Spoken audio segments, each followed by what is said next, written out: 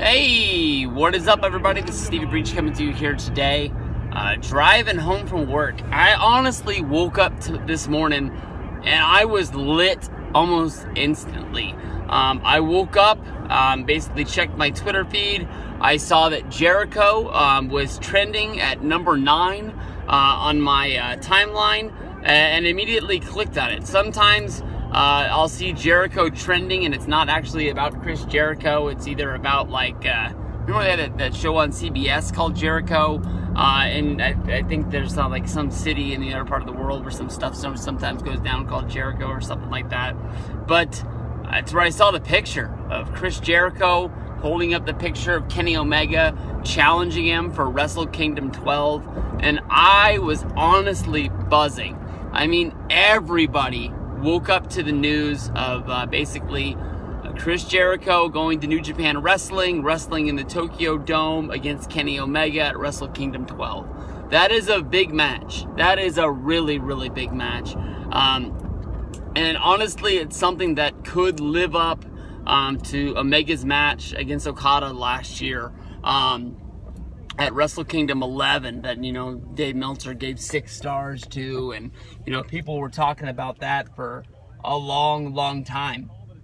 To me, honestly, Jericho is the guy that's been in WWE. He came from WCW, but he's wrestled around the world, and a lot of people don't really know that, even though they released that Breaking the Code documentary, and he's talked a lot about wrestling wrestling in Mexico, wrestling in Japan. Even though he came from Canada, he knew that he needed to go out there and get a taste of a little bit of everything to improve his skills to become the best wrestler in the world. Honestly, a lot of people know from last year, New Japan Pro Wrestling, they came to Long Beach. They were in LA for the beginning of the G1 tournament, which claims the #1 contender for the Wrestle Kingdom show. They were here. They've been pushing New Japan World now since, I believe, Wrestle Kingdom 9. At least Wrestle Kingdom 9 was the first show that I saw from New Japan.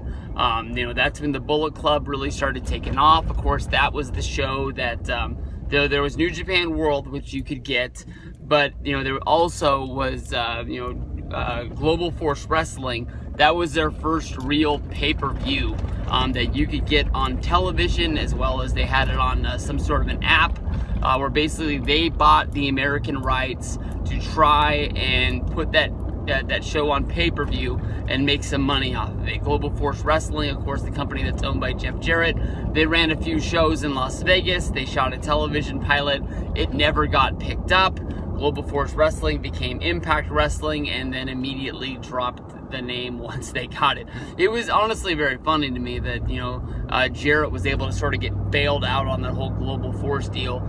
Impact needed something that changed their name to sort of shake off the dirt that was TNA. To me, to go into the American market, the first time I ever started hearing about New Japan Pro Wrestling, and honestly taking it seriously without watching it, was when MVP went there. And MVP has done interviews where basically that was one of his dreams when he was in jail. If you don't know the tale about MVP going to jail and why he was in there, you honestly need to go and listen. It might be hard to find, but it's the MVP episode of The Art of Wrestling with Cole Cabana, where he talks about I guess you could say robbing. I don't know if that's the right word, but holding up the casino boat. I never knew this about MVP until his days in WWE were done. But that is a very, very interesting story. I think I would love to hear that now, to be honest with you. But that is when I first heard about it. There's a lot of people who like Chris Jericho. There's a lot of people who listen to the Chris Jericho podcast who might not know what New Japan Pro Wrestling is because they haven't given it a chance yet. To me, acquiring Chris Jericho, even if it is only a one-time appearance, he's not going to be doing any pre-shows. He's not going to be doing any after shows. He's just doing the Dome show, and that's it. I think that this is the biggest match that they can have to bring people in. I know that people have, sort of made rumors that basically if WWE doesn't want Hulk Hogan, that New Japan would bring Hulk Hogan in, even if that is also only for one night only, to put him in the Bullet Club and have some sort of an entrance for the Young Bucks. And that honestly really would be really, really cool. Even if Hogan never does anything with New Japan ever again, if he never does anything with Ring of Honor, just a one-time appearance, I think that's something that could get him back into the light where people are talking about him again in the world of wrestling. And, all he's got to do is just go out there and put the shirt on and pose, brother. That's a pretty easy gig. I can honestly tell you that I'm looking forward to this show. I'm looking forward to this match. And it's one of those things that's going to make me either set the alarm or stay up all night to watch Wrestle Kingdom this year. Of course, it's the first week right after the new year, so it'll kick off the new year in pro wrestling. I think it's January 4th. I think I've gotten used to that now over the last few years.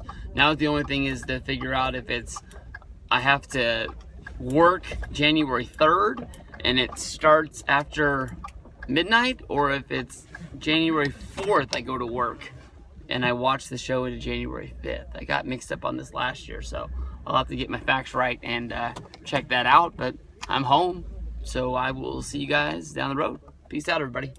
Go Niners.